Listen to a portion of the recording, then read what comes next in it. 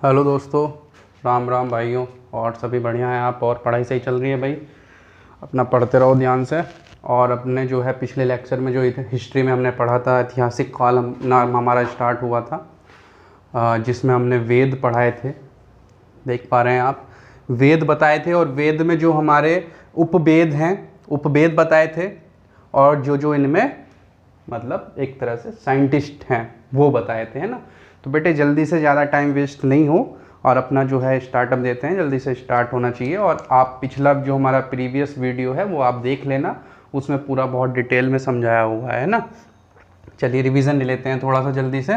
तो ये हमारे वेद थे। सबसे पहला हमारा ऋग्वेद था, फिर हमारा सामवेद था, फिर हमारा यजुर्वेद था, फिर हमारा अर्थवेद था। इसके जो उपवेद थे वो थे आयुर्वेद। ऋग्वेद में जो उपवेद था वो था हमारा आयुर्वेद। सामवेद में जो हमारा उपवेद था गंधर्ववेद। यजुर्वेद में जो था धनुर्वेद, और अर्थवेद में शिल्यवेद। ऋग्वेद में जो है हमारे गायत्री मंत्र की चर्चा है, जो भी मंत्र हैं 10,580 हमारी रचनाएं हैं, इसमें 10 मंडल हैं। ये सारी चीज़ें मैं आज बताने वाला हूँ, है ना। अभी आप सिर्फ इतना ये याद होना चाहिए। थोड़ा सा हार्ड है, याद नहीं हो पाता है, इसीलिए ट्रिक से बताया था। ऋग्वेद है आयुर्वेद। हमारे आयुर्वेद को जो वो थे ज्ञानी है वो प्रजापति हैं। सामवेद हमारा, इसमें जो चर्चा है वो सभी हमारी संगीत से रिलेटेड है। जो भी सारे ग म प ध नि, ये सब इसी में चर्चा है। जो भी डांसिंग है, जो भी हमारा मतलब सॉन्ग आते हैं, सभी जो है इसी में हमारी चर्चा होती है सामवेद में। गंधर्ववेद, गंधर्ववेद जो है उपवेद है, और इनको जो वो हैं ज्ञानी जी जो हैं वो नारद जी हैं। यजुर्वेद में धनुर्वेद, और वो हैं विश्वामित्र। इसमें अर्थवेद में शिल्यवेद और विश्वकर्मा। तो यजुर्वेद हमारा वो था जिसमें युद्ध और यज्ञ की चर्चा है। सामवेद मैंने बता दिया, जो संगीत से रिलेटेड है उसमें हमारा सामवेद है। अर्थवेद वो था हमारा जिसमें जादू टोने से, वशीकरण से रिलेटेड जो भी सारी चीज़ें हैं वो हमारी अर्थवेद में है। उपवेद है शिल्यवेद, और इसमें जो ज्ञानी है वो हमारे विश्वकर्मा है। ऋग्वेद में है होत्रे, और सामवेद में उड़वा था, यजुर्वेद में अधर्व्यू, और अर्थवेद में है ब्रह्मा। ये जो थे हमारे ब्राह्मण ग्रंथ थे, जो सबसे पहले हमारे ऐत्रेय हैं, कौशतकुए हैं, और सामवेद में पंचवीस हैं, यजुर्वेद में तैत्रेय और शतपथ हैं, और अर्थवेद में गोपथ हैं। तो ये मैंने ट्रिक बताई थी, इसमें एक याद रखना है, ए और क। इसमें सामवेद में पंचवीस याद रहना है, अर्थवेद में जो है हमारा गोपथ याद रहना है। यजुर्वेद में जो है हमें सत, जब भी युद्ध होता है तो उसमें अपना 100% हमें देना होता है, तभी हम युद्ध जीत सकते हैं। तो इसीलिए इसे याद रखना है सत से सत, सही है। से शतपथ है, और तय हमारा तैत्रेय है। ये भैया याद होना चाहिए, है ना। ये हमने पूरा पढ़ लिया था। अब जो है आज हम पढ़ते हैं शुरू से पूरा, जो ऋग्वेद में जितने मंडल होते हैं, रचनाएं होती हैं, कौन सा मंडल में जो है सबसे पहले संकलन हुआ, वो सारी चीज आज हम पॉइंट टू पॉइंट पढ़ने वाले हैं। सही है बेटे? चलो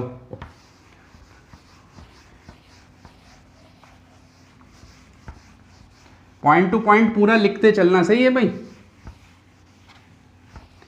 जिससे पढ़ने में फिर आसानी हो, परेशानी ना हो। अब इतना तो मैंने बता ही दिया था, जो वेदों की रचना है वो अपुरुषीय है, ईश्वर द्वारा है रचना जो है। और जो वेद त्रय में थे वो हमारे 3 वेद थे। वेद त्रय में हमारे 3 वेद थे, सामवेद, ऋग्वेद, यजुर्वेद। अर्थवेद नहीं था, अर्थवेद नहीं था, ये प्रीवियस वीडियो में बता दिया था, है ना। फिर इनमें जो है संकलन हुआ था कृष्ण द व्यास, सही है। संकलन जो हुआ था, जो संकलन हुआ सभी वेदों में, तो वो थे हमारे, बताओ कौन थे? कृष्ण व व्यास, ठीक। ये हुआ था संकलन हमारा, और ये हुआ था गुप्त काल में, सही है भाई। कृष्ण, देवयान व व्यास, इनसे जो है संकलन हुआ था। चलो लिख लो एक बार और फिर से।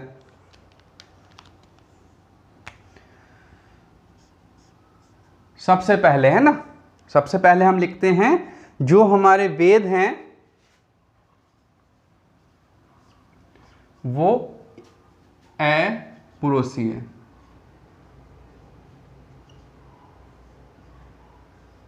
फिर संकलन हुआ, संकलन मतलब होता है कलेक्शन, कलेक्शन मतलब तो समझते ही हो भाई, है भाई, सही है। प्रारंभ में जो थे वेद हमारे वो 3 थे, ये हुआ था उनसे गुप्त काल में,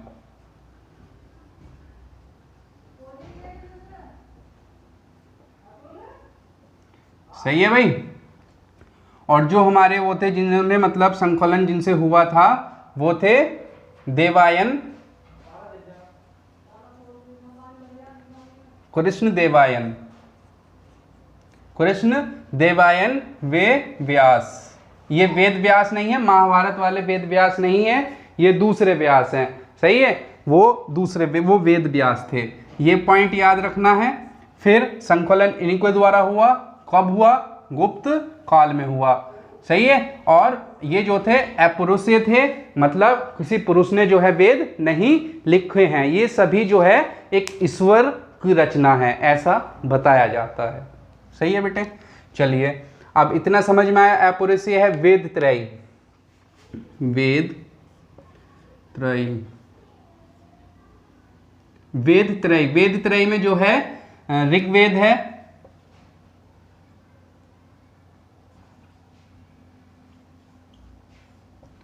ऋग्वेद है और सामवेद है और यजुर्वेद है,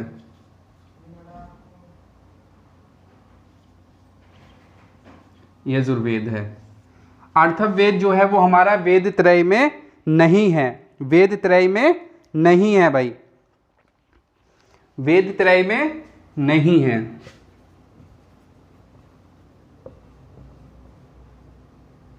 अर्थवेद ये हमारा वेद त्रय में नहीं है। तो सवाल पूछ सकता है ऐसा कौन सा वेद है जो वेद त्रय में नहीं है, तो हमें बताना है, निशान मारना है ऑप्शन पे, अर्थवेद। वेद त्रय में जो आते हैं वो ऋग्वेद है, सामवेद है और यजुर्वेद है।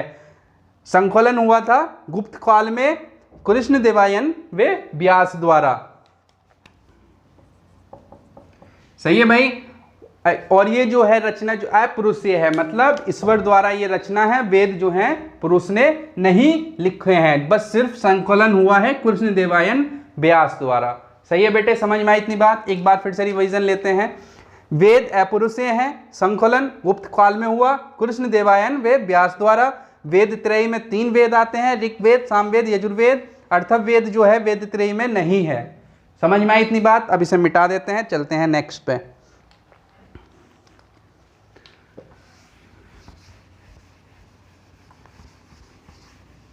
अब सबसे पहले पढ़ते हैं हम ऋग्वेद।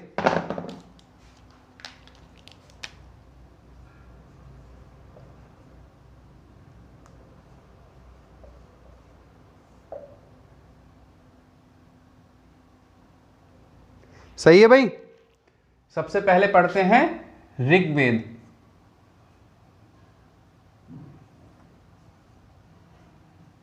इसमें पॉइंट टू पॉइंट लिखते चलना मेरे साथ साथ, सही है, मेरे साथ साथ लिख लेना सभी पॉइंट।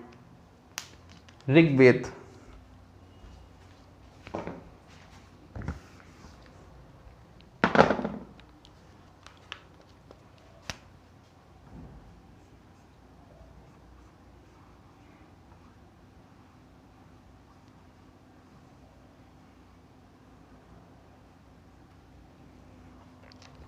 ऋग्वेद, सही है बेटे।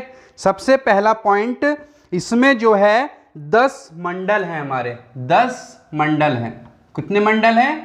10। कितने मंडल हैं? 10। और 10,580 हमारे सूक्त हैं, रचनाएं हैं। 10,000, हाँ 10,580 हमारी रचनाएं हैं।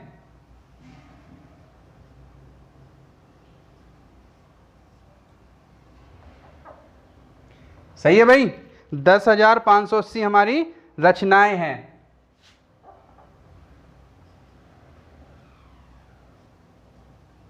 दस 10,580 हमारी रचनाएं हैं, रचनाएं। और 10 मंडल हैं, 10,580 रचनाएं हैं और 1028 हमारे सूक्त हैं, 1028 हमारे सूक्त हैं। सही है, समझ में आई इतनी बात।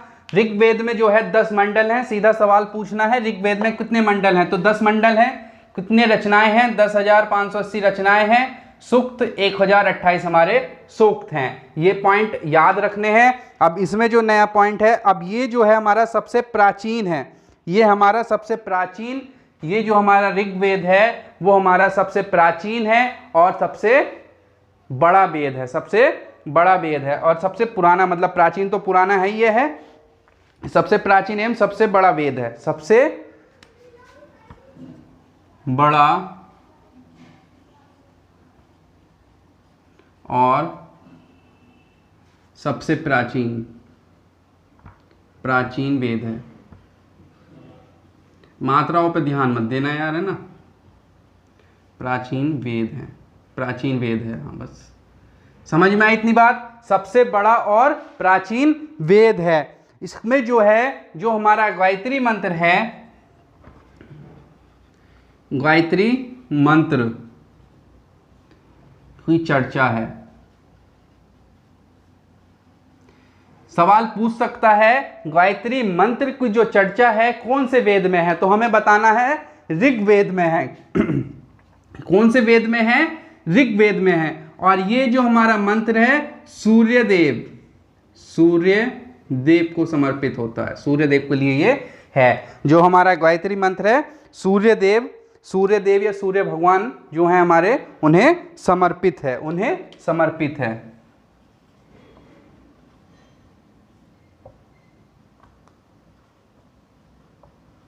को समर्पित।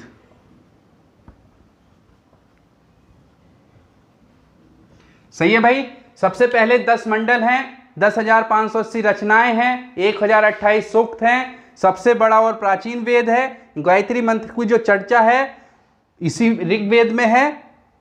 और गायत्री मंत्र जो है सूर्यदेव जो है हमारे, सूर्य भगवान जो है, उन्हें समर्पित है गायत्री मंत्र जो है। सही है भाई। पहली बार शूद्र का प्रयोग सामवेद जो हुआ था, शूद्र का जो प्रयोग हुआ था वो हमारा ऋग्वेद में हुआ था। पहली बार समझ में आ रहा है मेरे बच्चों? चलिए, पहली बार शूद्र शब्द का प्रयोग, या हाँ, शूद्र शब्द का जो है, जो मिला है वो हमारा ऋग्वेद में है।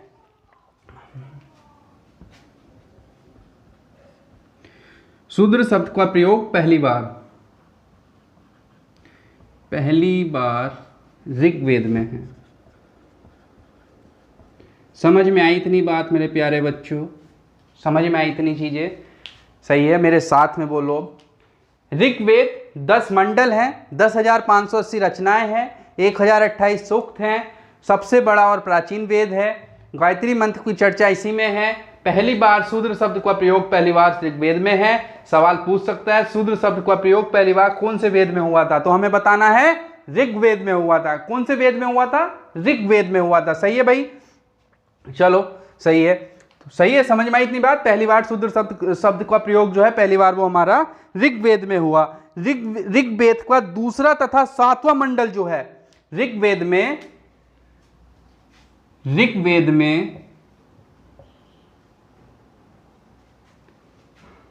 दूसरा और 7वां मंडल,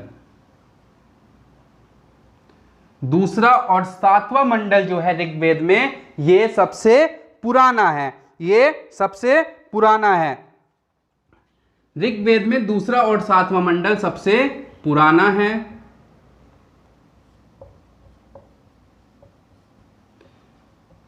क्योंकि इसका जो संकलन था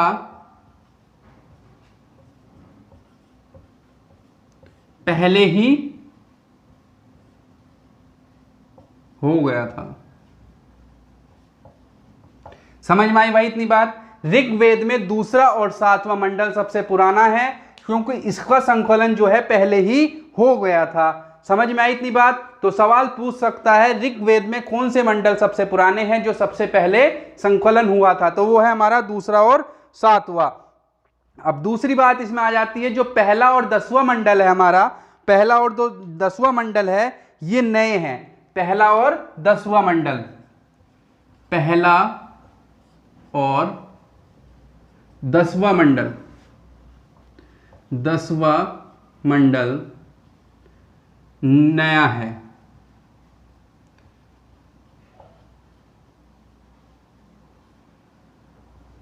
क्योंकि इनका संकलन बाद में हुआ।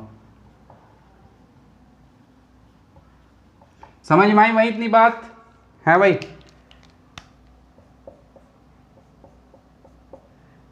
ये पॉइंट यहां इतना इधर है, ऐसे ध्यान से रखना है। पहला और 10वां मंडल नया है क्योंकि इनका जो संकलन हुआ था वो बाद में हुआ था। संकलन जो हुआ था वो बाद में हुआ था। ऋग्वेद में दूसरा और सातवां मंडल सबसे पुराना है क्योंकि इसका संकलन पहले हुआ। पहला और 10वां मंडल नया है, संकलन बाद में हुआ। सही है भाई? समझ में आई इतनी बात भी? अब भैया 9वें मंडल में जो है सोम देवता की चर्चा है। जो 9वां मंडल है हमारा, जो 9वां मंडल है उसमें सोम देवता की चर्चा है। जो हमारा 9वां मंडल है, 9वां मंडल है, उसमें सोमदेव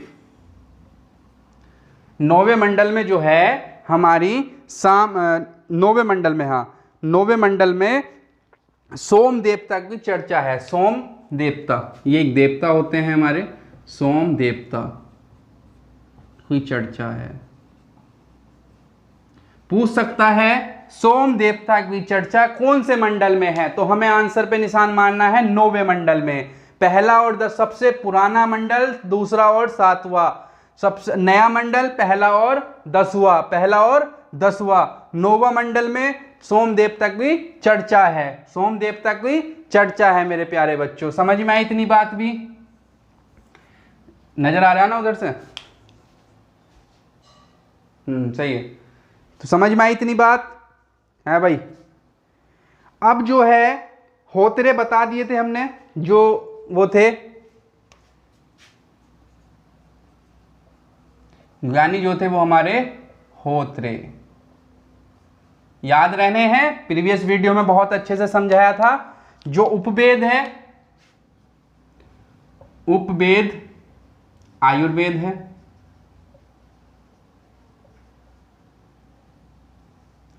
सही है भाई? उपवेद आयुर्वेद है और ज्ञानी इसमें होतरे हैं और इसमें आयुर्वेद में प्रजापति हैं, आयुर्वेद में प्रजापति हैं। आप सुनो मेरी बात, ऋग्वेद ज्ञानी हुए हमारे होतरे, उपवेद आयुर्वेद, इसको ज्ञानी जो हैं वो प्रजापति हैं। इतनी बात समझ में आई? उपवेद आयुर्वेद है, ज्ञानी जो है वो हमारे आयुर्वेद में प्रजापति हैं और ऋग्वेद में होतरे हैं। 10 मंडल हैं, 10,580 रचनाएं हैं, 1028 सूक्त हैं। सबसे बड़ा और प्राचीन वेद है। गायत्री मंत्र की जो है इसी में चर्चा है। सूर्यदेव को इसी से ये मंत्र जो है नहीं समर्पित है। पहली बार शूद्र शब्द, कौन सा शब्द? शूद्र शब्द का प्रयोग पहली बार ऋग्वेद में हुआ। ऋग्वेद में दूसरा और 7वां मंडल सबसे पुराना है क्योंकि इसका संकलन पहले ही हो गया था। मतलब पहला और 10वां मंडल नया है, इनका संकलन बाद में हुआ। 9वां मंडल उसमें सोम देवता की चर्चा है। और बस भाई इतना ही था इसमें। जो हमारे इसमें ज्ञानी होतरे हैं, उपवेद आयुर्वेद है और ज्ञानी हमारे प्रजापति हैं आयुर्वेद को। समझे इतनी बात? तो ये हमारा ऋग्वेद था, ये हमारा ऋग्वेद था। तो याद हुआ ये ऋग्वेद भाई पूरा है भाई? याद हुआ? 10 मंडल, 1028 सूक्त हैं हमारे और 10,580 रचनाएं हैं। 10,580 हमारी रचनाएं हैं। ये पूरा हमारा ऋग्वेद है। जिन पे मैंने अंडे बनाए हैं ये हमारे सवाल हैं, पेपर में सवाल यही पूछे जाते हैं। सही है भाई, ये सभी सवाल हैं। अब इसे मिटा देते हैं, चलते हैं दूसरे वेद पर। चलो वेदों की ओर, वेदों की ओर चलो फिर से। ये सवाल है, कमेंट में आंसर बताना है। ये जो दिया था किन्होंने दिया था, वेदों की ओर लौटो।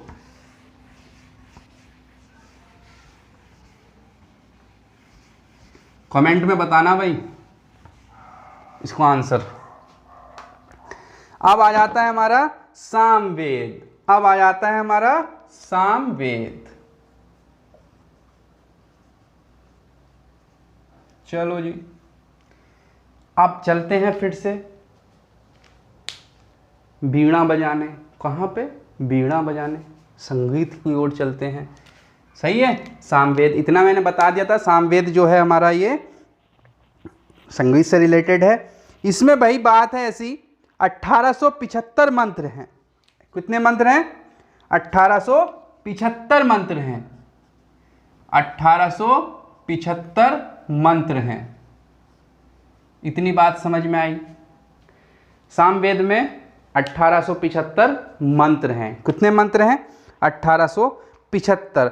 वास्तव में जो है सामवेद में जो है सिर्फ इसको अपने जो है वो 99 मंत्र हैं। वास्तव में सामवेद में, वास्तव में सामवेद में अपने 99 मंत्र हैं, अपने 99 मंत्र हैं। अब माइंड में बात आई, जब भाई अपने 99 मंत्र हैं तो और जो मंत्र हैं वो सभी ऋग्वेद से ग्रहण हुए हैं। और सभी मंत्र ऋग्वेद और सभी मंत्र ऋग्वेद से ग्रहण हुए हैं। समझ में आई बात? वास्तव में सबसे पहला सवाल, सामवेद में 1875 मंत्र हैं, 1875 मंत्र हैं। वास्तव में सामवेद में अपने 99 मंत्र हैं और सभी मंत्र जो हैं वो सभी हमारे ऋग्वेद से लिए हैं। कहां से लिए हैं? ऋग्वेद से लिए हैं। सवाल बनता है यहीं से, और सभी मंत्र कहां से लिए हैं? तो हमें बताना है ऋग्वेद से लिए हैं, ऋग्वेद से लिए हैं। अब सामवेद में जो है भैया भारतीय संगीत, सामवेद में भारतीय संगीत जो सामवेद में जो हमारे भारतीय संगीत है जिसमें 7 स्वर हैं, संगीत के 7 स्वर हैं। बताओ जरा सातों स्वर। पहला सा रे ग म प ध नि, सा रे ग म प ध नि। ये हमारे इन्हीं की चर्चा सामवेद में है। सामवेद में भारतीय संगीत के 7 स्वर हैं जो इन्हीं की चर्चा जो है इसी में मिलती है। सा रे ग म प ध नि सा तो पहले आ जाता है, चर्चा है। सामवेद में चर्चा है, भारतीय संगीत के 7 स्वर जो हैं इनकी जो चर्चा है वो हमारी सामवेद में है। समझ में आई मेरे प्यारे बच्चों इतनी बात?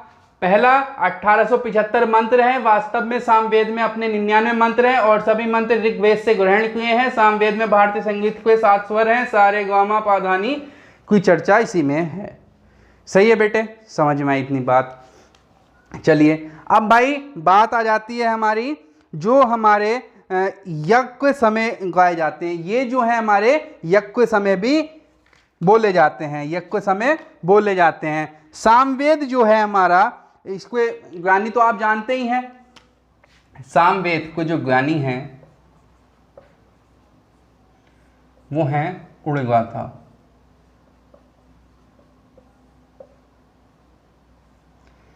और उपवेद है गंधर्व। गंधर्व। सही है भाई। जो हमारा उपवेद है गंधर्व वेद है, गंधर्व गंधर्व गंधर्व।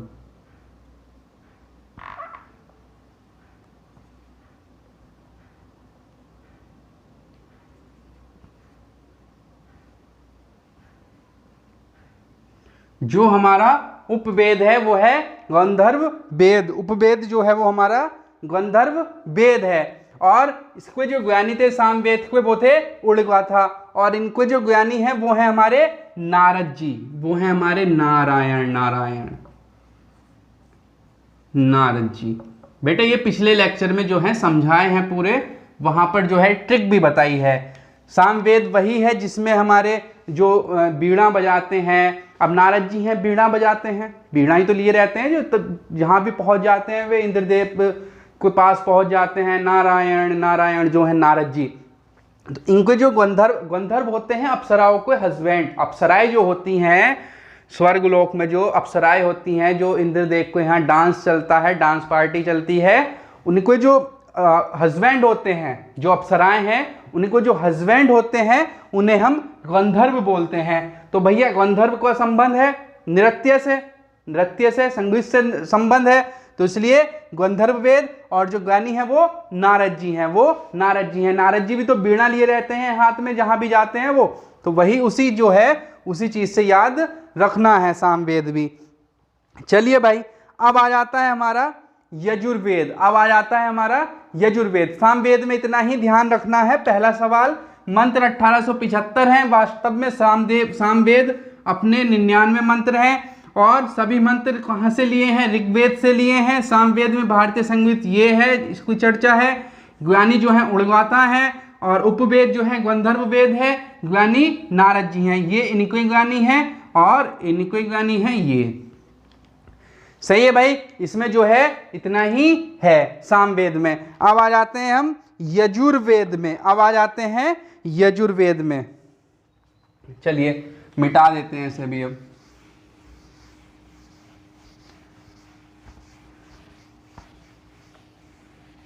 यजुर्वेद,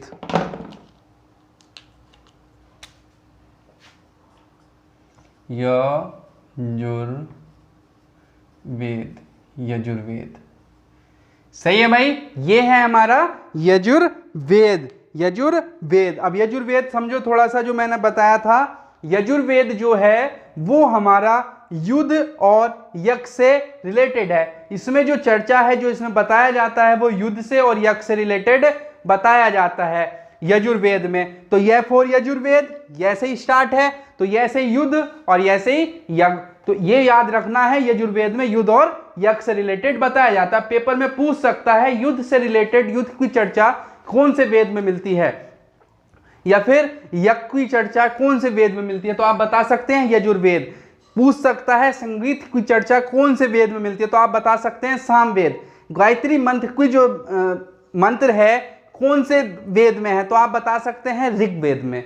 ऐसे वो पूछ सकता है एग्जामिनर हमारा पेपर में। सही है भाई। अब इसमें आ जाता है यजुर्वेद। यजुर्वेद में सबसे पहले जो उपवेद है, यजुर्वेद में उपवेद बताओ भाई जल्दी, जो है जो इसमें उपवेद था, ये उपवेद था धनुर्वेद। धनुर्वेद उपवेद है, उपवेद वो है धनुर्वेद।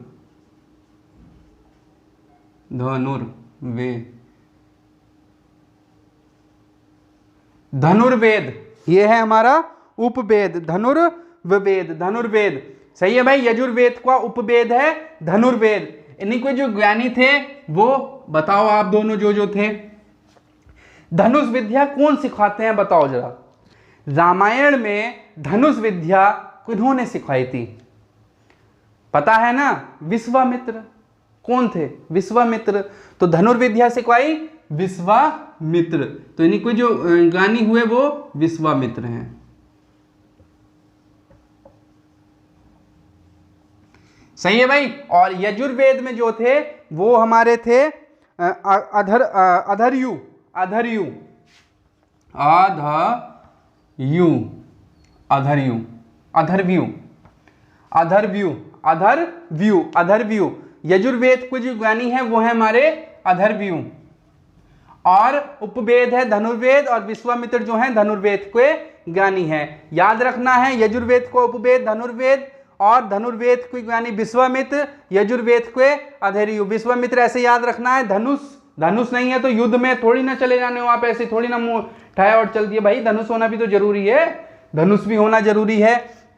तो ये भैया धनुष है, तो धनुष सिखाया विश्वामित्र जी ने चलाना, तो विश्वामित्र जो है वो ज्ञानी हुए। अश्वमेघ यज्ञ होता था, उसकी चर्चा भी इसी में मिलती है, जिससे वो जो अश्व होता था जिस जिस क्षेत्र में जाता था, घोड़ा जो है जहां जहां से वो जाता रहता था वो सारा क्षेत्र उसी राजा के अधीन हो जाता था। यदि उसे मान लो दूसरा राजा पकड़ता था तो फिर उसे लड़ना पड़ता था, जब वो उससे लड़ता था या उसे हराता था या जीतता था, जीत जाता था तो वो उसी अंडर में आ जाता था, उसी क्षेत्र में। तो ये अश्वमेघ यज्ञ भी होता था।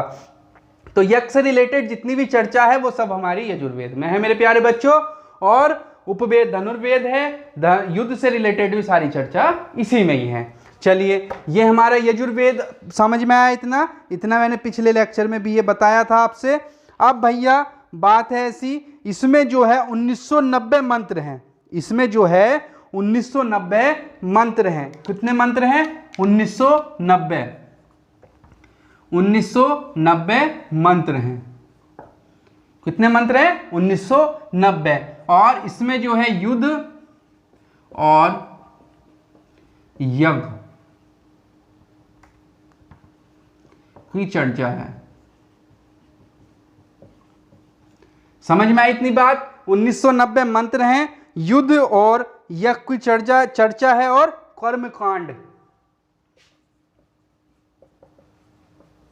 पेपर में पूछ सकता है कर्मकांड की चर्चा कौन से वेद में है, तो आप बता सकते हैं, आप जानते हैं यजुर्वेद में है। युद्ध की चर्चा आप जानते हैं यजुर्वेद में है। समझ रहे हैं आप मेरी बात? युद्ध की चर्चा भी आप बता सकते हैं यजुर्वेद में है, कर्मकांड की चर्चा भी आप बता सकते हैं यजुर्वेद में है, और दूसरा हमारा यज्ञ की चर्चा भी आप बता सकते हैं यजुर्वेद में है मेरे प्यारे बच्चों।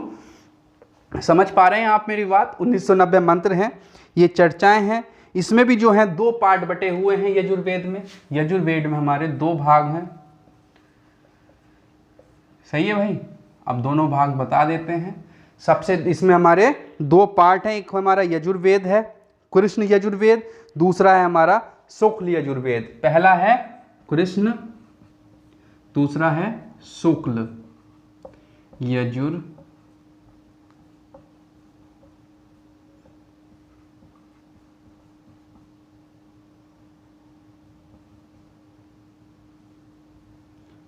ये 2 वेद हैं, कृष्ण यजुर्वेद और शुक्ल यजुर्वेद। ये भी हमारी यजुर्वेद के ही 2 पार्ट हैं प्यारे बच्चों। अब भैया उपवेद हमने बता दिया, धनुर्वेद ज्ञानी हमने बता दिया, इसमें इतना ही याद रखना है।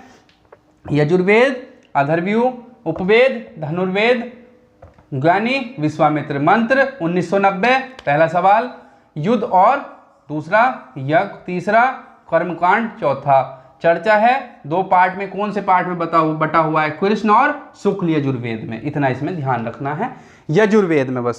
सही है भाई? अब आ जाता है हमारे अर्थवेद। अब आ जाता है हमारा अर्थवेद। मिटा दूं भाई इसे, उतार लेना, वीडियो पॉज हो जाए उसमें उतार लेना।